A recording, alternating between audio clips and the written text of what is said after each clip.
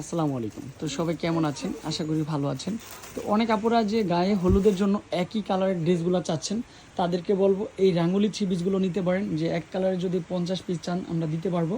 এগুলো হচ্ছে মাত্র 500 টাকা, 50 টাকা করে। আর অনেক আপুরা প্যাটেলের মধ্যে চাচ্ছেন, এই যে গায়ে হলুদের জন্য যদি আপনি এইটাও সিলেক্ট করেন, এটাও কিন্তু অনেক সুন্দর।